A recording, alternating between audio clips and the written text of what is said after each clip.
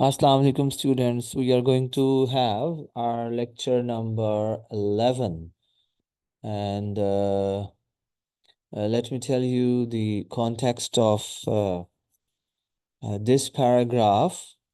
As in last paragraph we read that it was almost about to be the prisoner was about to be executed, almost. So let's see what happens in this paragraph. We find description here, and it is the description of the final waiting moments before the execution is carried out. Last moments. When once you are alive and the next moment you are dead. Here the focus is on a rising tension, the emotional discomfort of the observers, and the prisoner's persistent cries. He's crying. And that those cries are creating tension as well as emotional discomfort. Simply we can say this is the moment where time slows down, tension builds, and everyone feels the weight of what is about to happen. So it's very interesting. Now let's start it. The hangman climbed down and stood ready, holding the lever. So it's about to end. The hangman here is fully prepared. He's ready to carry out the execution process. And we see that everything is now set. And all the preparations are done. Nothing is left to prepare. Now it is time to execute. That is no longer distant. It is about to happen at any moment. At any moment, he will hang this person, the prisoner. Minutes seem to pass. A very short sentence. So this sentence is telling us that time feels slow and stretched. Even a short moment feels long under tension. It means that this sentence reflects psychological comfort and anxiety.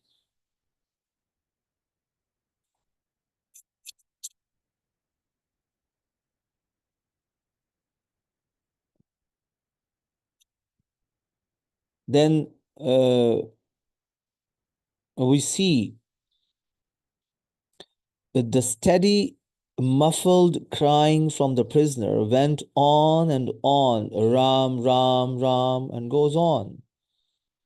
The prisoner's cries continues without interruption, and we read it in the previous paragraph too. He is calling God. He's crying. Though it is muffling now, but still, it does not stop. It continues. This shows persistence of life and consciousness. That life, though he knows that he's going to die, but still, the life is persistent. He is still alive. He still wants to live. He doesn't want to die, though he knows. And never faltering for an instant. Look at this phrase. This phrase shows that the voice does not weaken. There is no break. There is no hesitation. This is basically symbolizing endurance of the human spirit.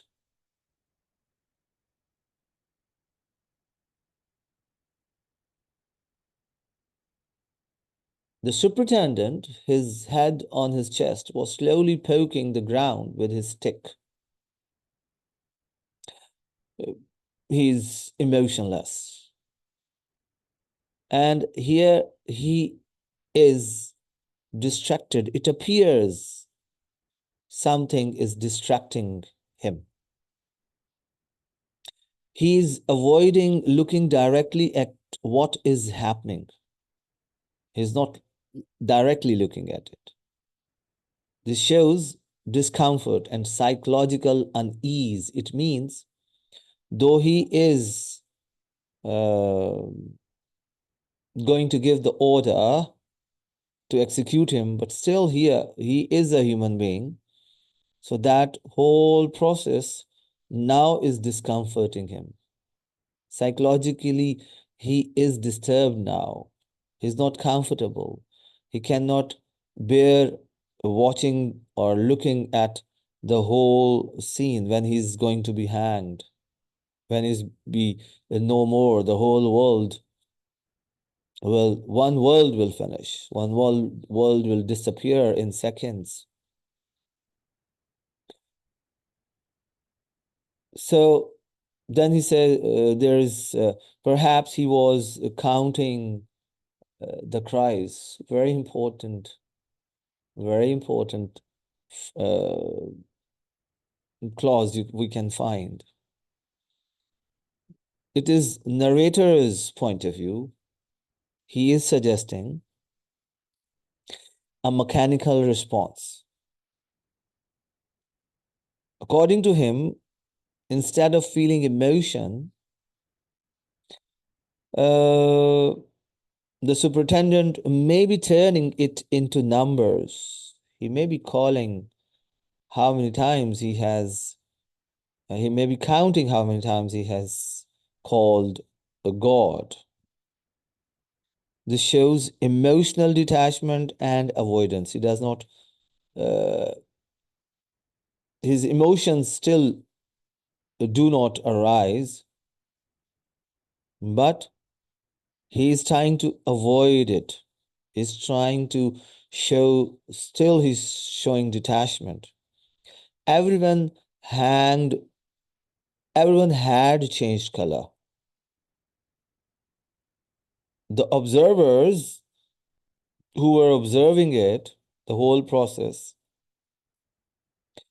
they show visible reaction. Their reaction can be seen on their faces, because their faces reflect fear, their faces reflect shock. This shows the emotional impact of the situation, how that situation is influencing the observers who are not part of this process of execution, but they are just observing it.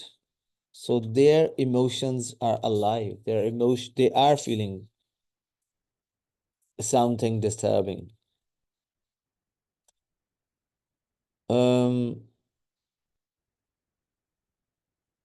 Then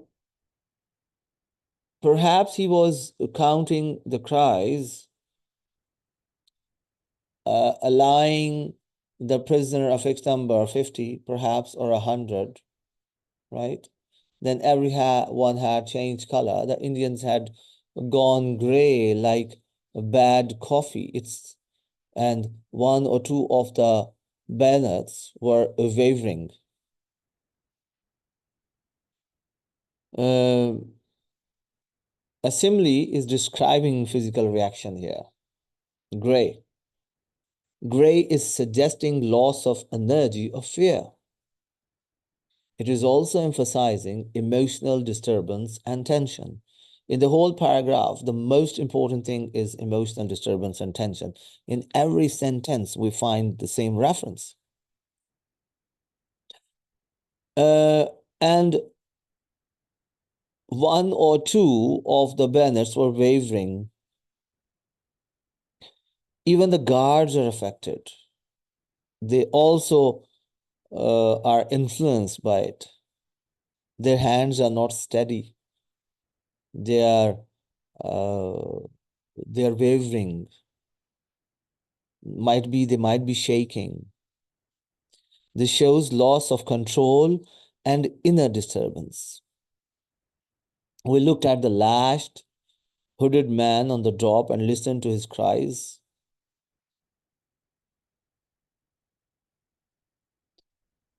The prisoner is fully restrained, is fully covered, he has no identity, he has no control, he has no freedom, he has no power.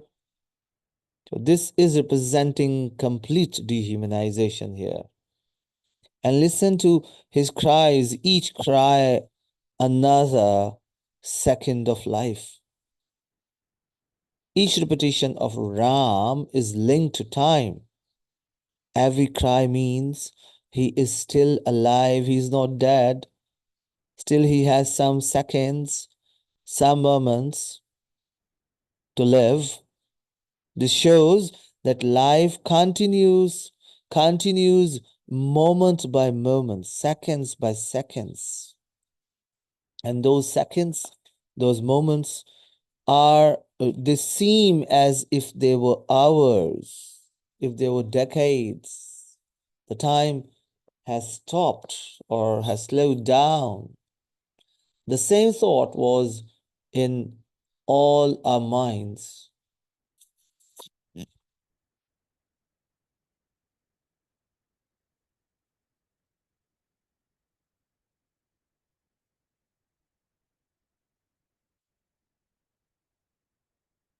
So uh, the observers are also sharing a common reaction. They want the situation to end, they want the situation to finish, they want to let it be done. So this reflects guilt, this reflects discomfort, this reflects helplessness. Oh, kill him quickly, get it over, stop that abominable noise. An exclamation is there.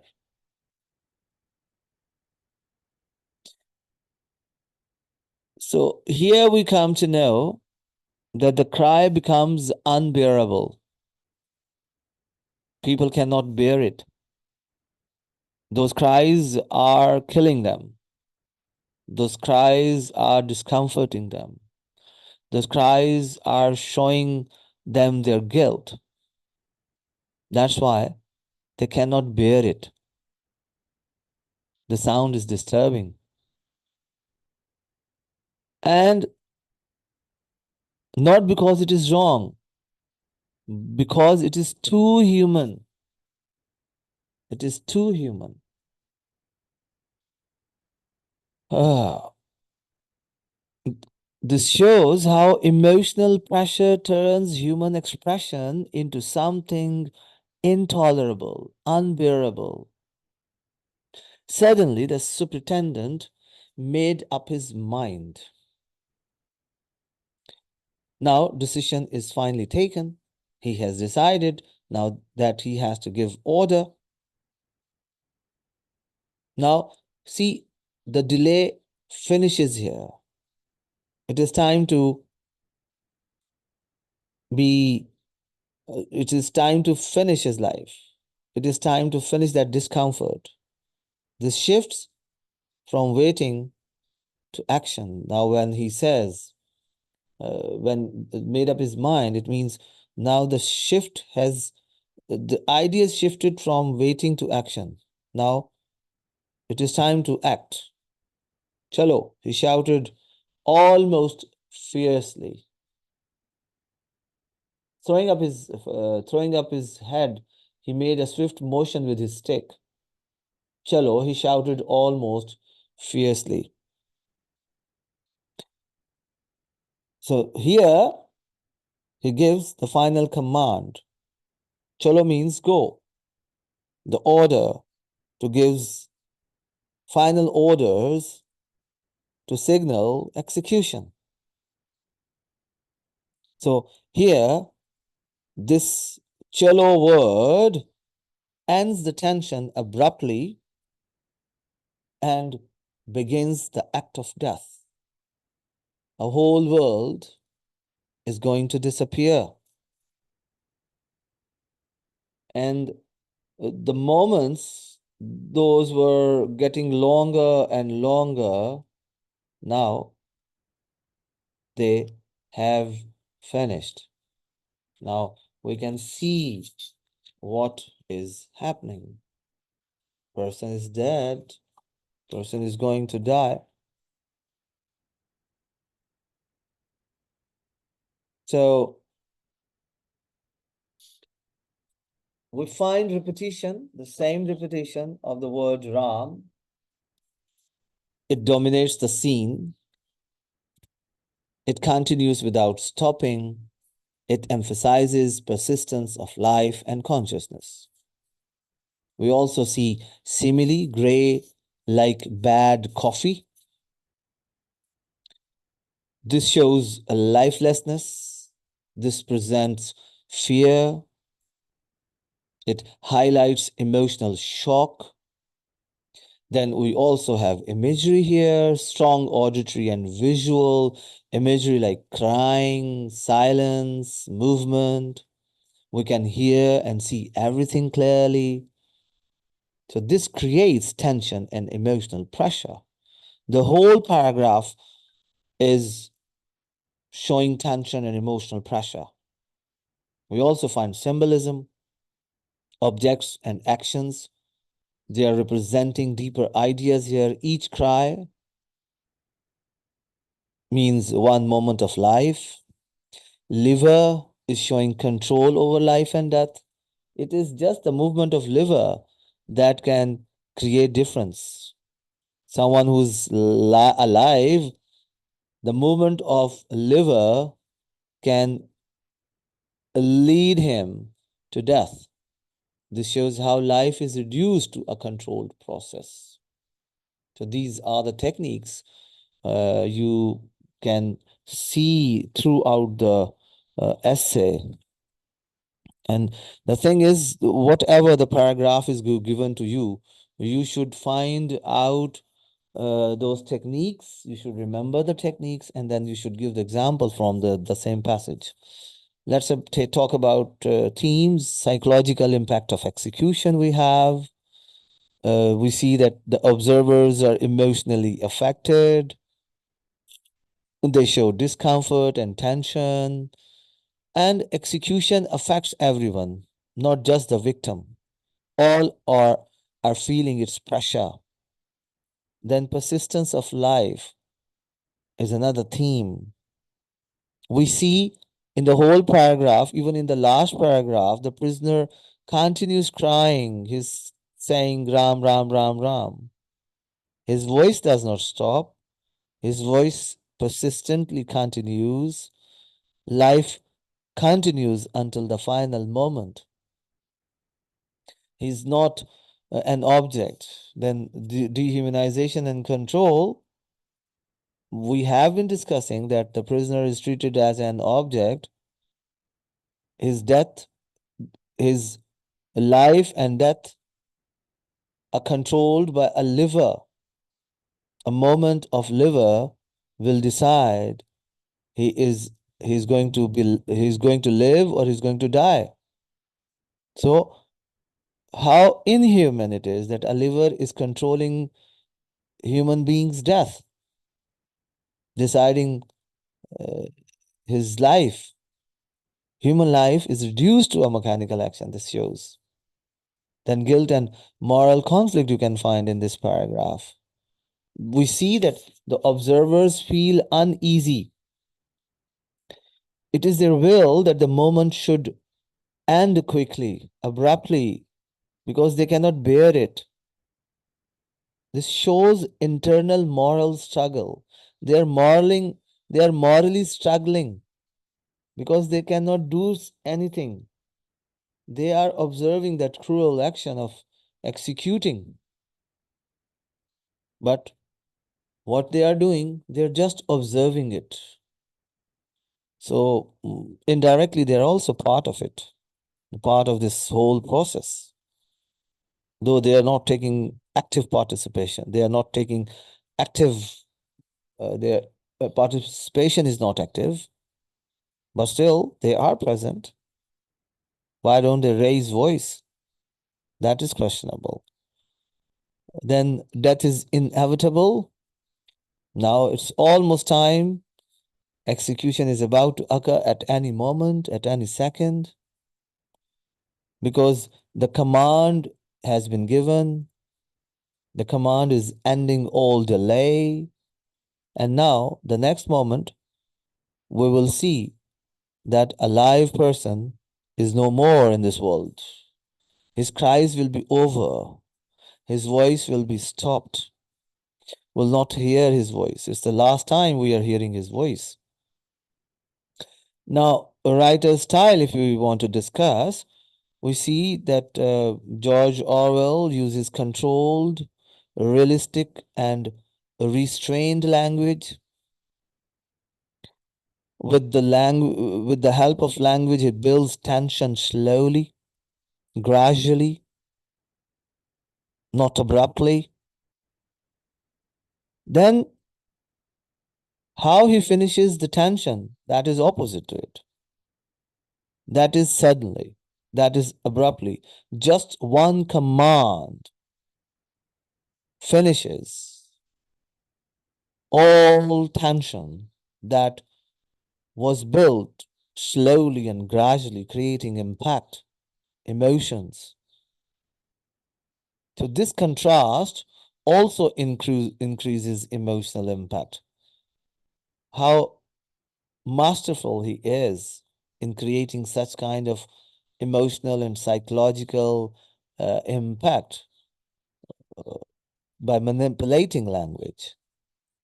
So let me critically analyze this paragraph. If you see in this paragraph, it is representing the peak of tension before execution.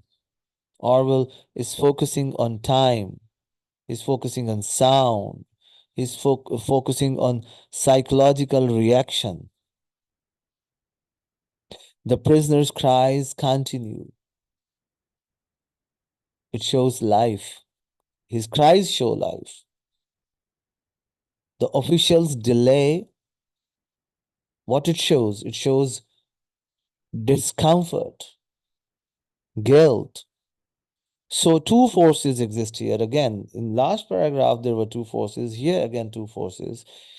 Number one is living human voice, and the other side, system waiting to end that human voice, to finish that human voice, to silence that human voice. So we see this contrast highlights the cruelty of execution, how brutal it is. Each cry becomes a reminder that the prisoner is still alive. He's a human being. He's not an object. He has feelings. He has emotions. He has fears.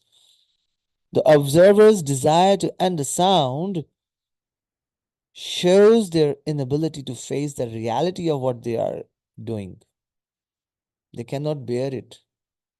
They cannot tolerate it. That's why they want this thing or this action to be done. They are waiting that the order should be given. So the whole tension finishes. Then we see the final command, chalo, shows how quickly life can be ended by authority. Within seconds, one word is deciding the destiny of a human being. So we can conclude that Orwell shows that execution is both mechanical as well as morally disturbing. It disturbs you. It is just like a machine, it's just like a process, it's just like a routine without emotions, without feelings.